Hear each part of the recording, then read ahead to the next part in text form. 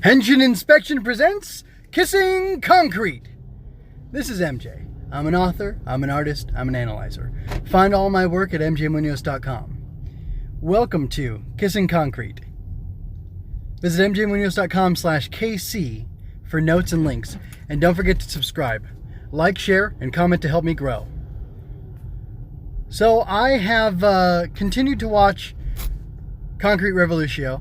I did not get back to it as quickly as I had hoped, but that's okay. Sometimes life finds a way, and sometimes life gets in the way, and that's just part of life, isn't it? But anyway, speaking of things just being part of life, the second episode of Concrete Revolutio, I pulled a quote from it, because I like to pull quotes, because I think quotes are important, because you don't know what someone's thinking until they do something or say something, and you can't put an action on the as a title of an episode, unless it's like, Hitoyoshi kicks, Fuurouta. But that didn't happen this episode. So anyway, my poll quote or whatever for the episode is, what is it? Stay the way you are. I'll have it written up, but it's basically, the sentiment is stay the way you are, which is a little bit ironic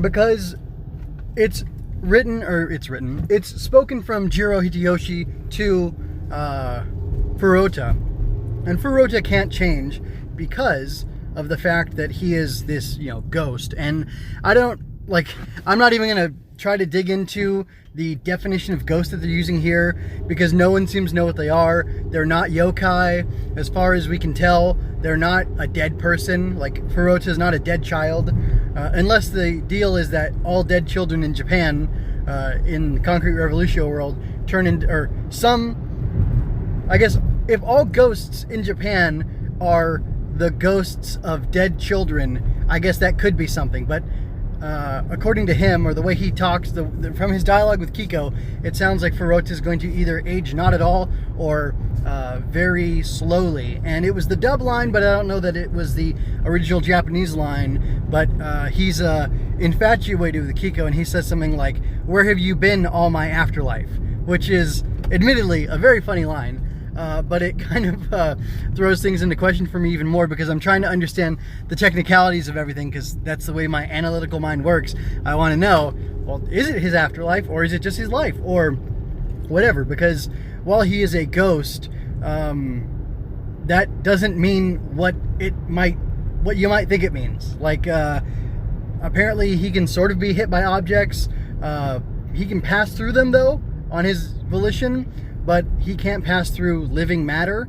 So I don't know what that means. And again, I don't know if that's some sort of, technical, type of Japanese ghost that I don't know about, because I'm not Japanese and I haven't studied enough of the lore, or what. But that's not really significant to the point of the episode. The point of the episode is that Fuurouta doesn't change over time. His outfit does change, though. We get to see him in at least 2 different era outfits in this episode, if not more. But regardless of that, he doesn't really change as a person, except he kind of does. He claims that he can't understand what all is going on, and he asks Jiro if that's because he's a kid, and he'll always be a kid, so he'll never be able to understand all the complex things that are going on.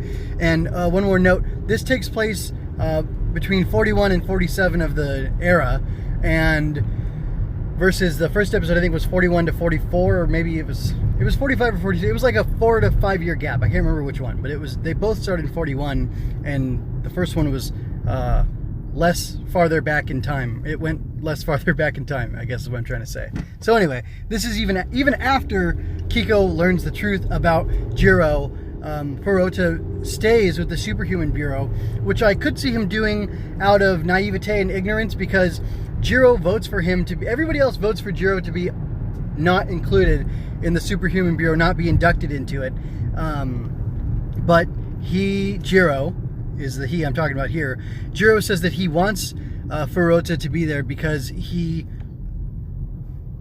Fuurouta looks at the Superhuman Bureau naively as being purely good, being people who stop evil superhumans and who protect and defend and help good superhumans.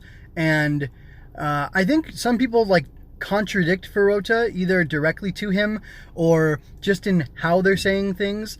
and he's either willfully ignorant or he isn't picking up on it because he lacks something that disables him from really realizing what's going on, really catching what's going on. And I don't know if him not recognizing Campe as in her, two forms that he saw her in the year 41 is supposed to be a clue about his naivete and about his lack of perception or whatever. But I mean, it could be. It could also just be the contrivance for the sake of the tragedy, because spoilers, I'm sure you've already seen the episode.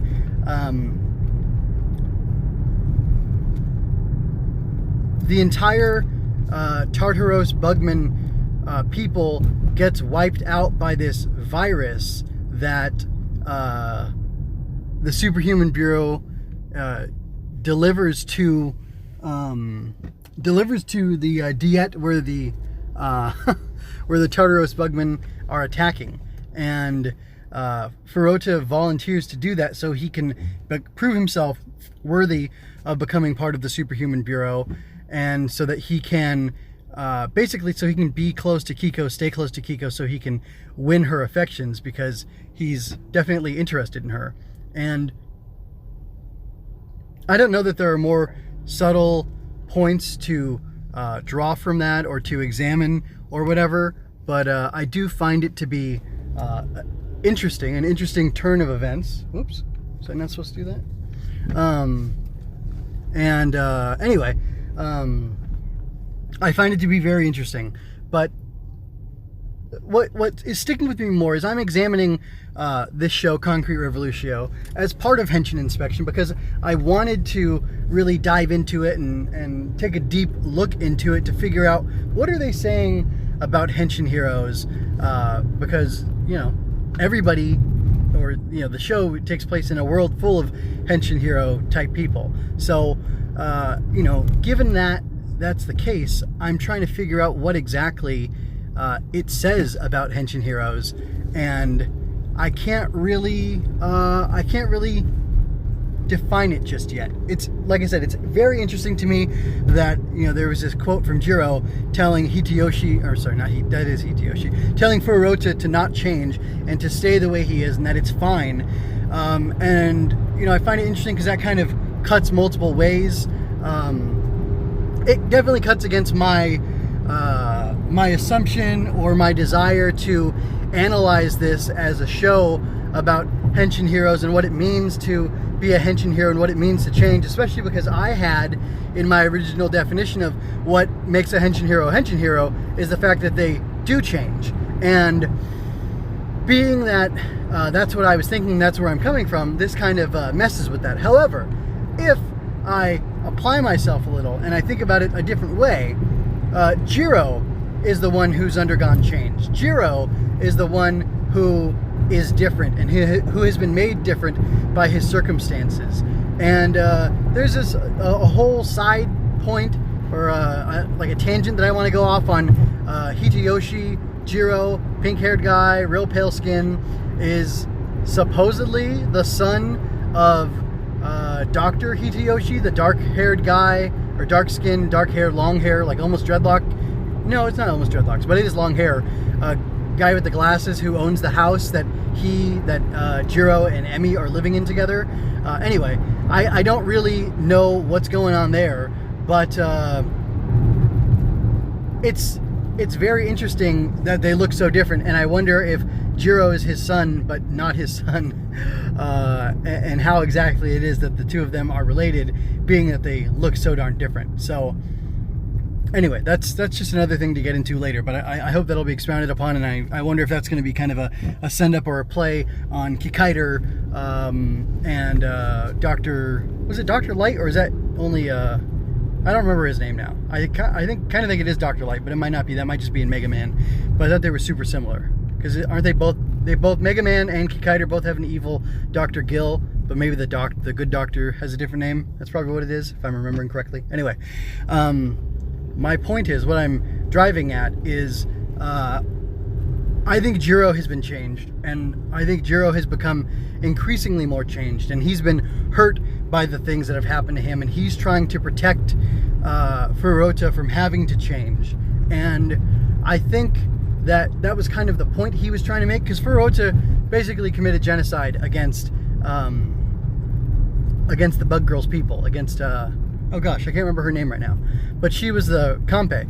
She was the the princess or whatever of the Tartaros Bugmen, and she was their future queen, but she was young when she was captured, and she was unable to stay with her people because Fuurouta released the vaccine, or the virus rather. Whoops, was that a Freudian slip? Anyway, he released the virus and it ended up killing her people, and then she wanted vengeance against him. And it's interesting because she points out to him that the fact that he looks the same and she's grown up and they're so different is why they can't be friends, but she flies off and leaves anyway because Jiro kind of presses upon her that, like, hey, you were friends at one time, and that's why this hurts so much more, what he did to you. So kind of examining the naivete that a child can have, because Fuurouta, again, going back to this point, the reason Jiro wants Fuurouta to be part of the Superhuman Bureau is because he really believes that he's a true believer. He's a true believer. He believes that they are exclusively good, that that's all they do,